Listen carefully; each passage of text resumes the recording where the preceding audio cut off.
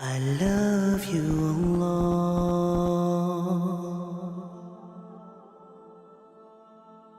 The biggest test for me right now, I think the whole world, a lot of people have heard about it, is the death of my son and my brother. And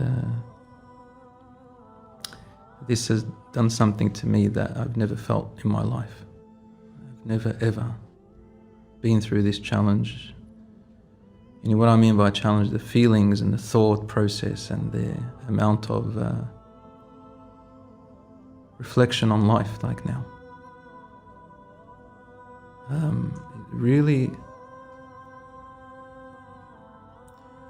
really makes you understand the word inna lillahi wa inna ilayhi raji'un. Suddenly nothing around you is worth stressing too much about, or spending too much time about it. Everything around you now, you look at a way of how to turn it into something beneficial for others, for yourself, and for the hereafter. And money didn't mean much after that. My brother was, it's the first time I talk now about Hamza about it, and Allah bless you, man. I think like it's in important. a bit of detail. He had a business growing for him, and I think he was going to become a millionaire in a couple of years. He was so successful, and only because of his character, people loved him. Yeah, he's really outgoing and beautiful to get along with. He was a very honest person. And my son, so he died in front of me, my son, while I was giving him CPR.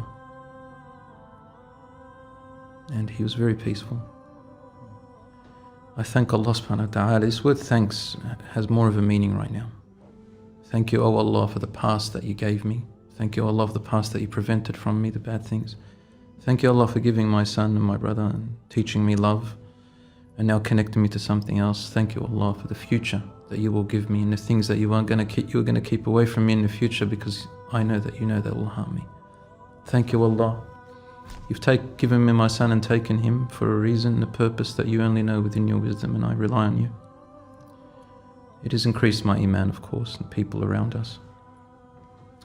Akhi Abu Hamza, two moments in my life, I think, I dream about them all the time now, and I don't think there's anything that's more important than them.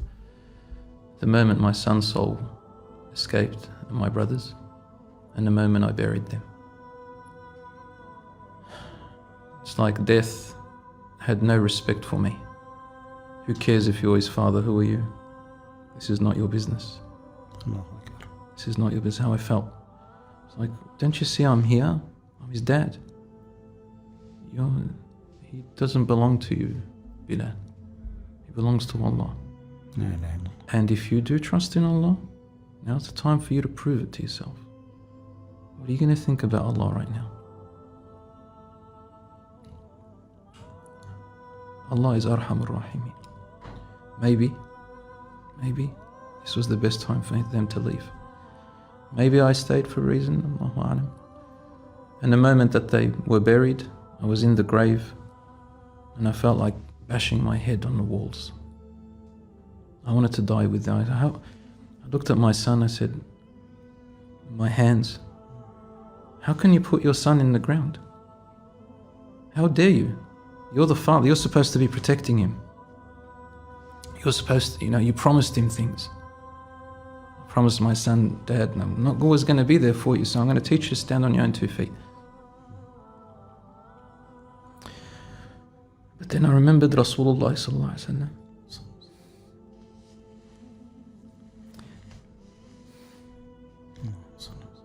And as he was standing in the grave with his son, and I said the dua, al-aynu tadma', the eyes tear, wal-qalbu yahzan, and the heart is saddened, ala firaqika ya Ibrahim, to your departing, O Ibrahim, wa la naqulu illa ma yurdi rabbana, we'll only say what pleases our Lord. And you know what's funny, what's ironic is that I said the exact words of the Prophet ﷺ, even the name. His son's name was Ibrahim. SubhanAllah. And I could imagine Rasulullah sallallahu alaihi wasallam feeling what I'm feeling right now, crying the way I'm crying. And I got stronger a little bit then. I said, Ya Allah, unite us again with Rasulullah sallallahu alaihi wasallam. And then I had to walk away, Abu Hamza. You have to walk away.